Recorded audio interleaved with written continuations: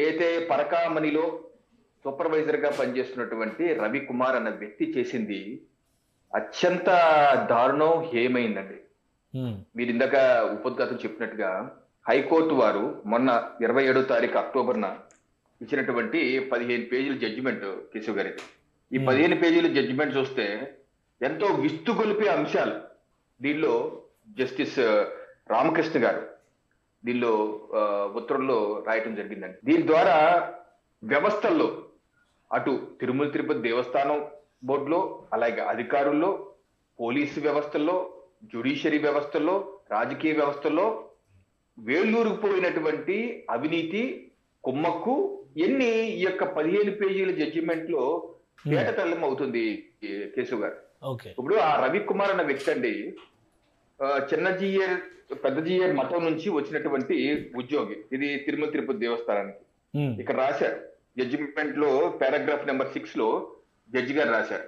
ఈ రవికుమార్ అన్న వ్యక్తి ఎంతకాలం ఎప్పటి నుంచి పనిచేస్తున్నారు జడ్జి గారు చెప్పారు ఇక్కడే 31/10/1985 నుంచి. అంటే 38 సంవత్సరాలుగా ఒక వ్యక్తి రవికుమార్ అనే వ్యక్తి 38 సంవత్సరాలుగా పరకామణిలో లెక్కింపు భగవంతుడికి దేవదేవుడికి ఇస్తున్నటువంటి కానుకల్ని సొమ్ముల్ని లెక్కించేది పరకామణి. దానిలో ఒక వ్యక్తి 38 సంవత్సరాలుగా కంటిన్యూస్ గా నిరాఘాటంగా పనిచేస్తాడంటే దీనిలోనే అవినీతి పెద్ద ఎత్తు ఉన్నట్టు కనపడుతుంది కేశవ్ గారు.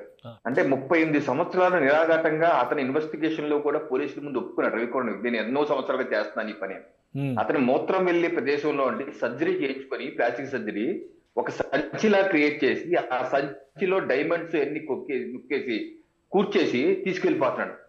అంటే ఏంటి 38 సంవత్సరాలుగా ఎవరికి తెలియకుండా బెంగళూరులో, హైదరాబాద్ లో, చెన్నైలో ఈ యొక్క కొట్టేషన్ డబ్బులతో కోట్లాది రూపాయల ఆస్తులు పోగేయటం, తిరుపతిలోనే అనేకమైన వాస్తు ఒక అపార్ట్మెంట్ ఏది మొత్తం ఒక 25-30 ఫ్లాట్స్ ఉంటాయట.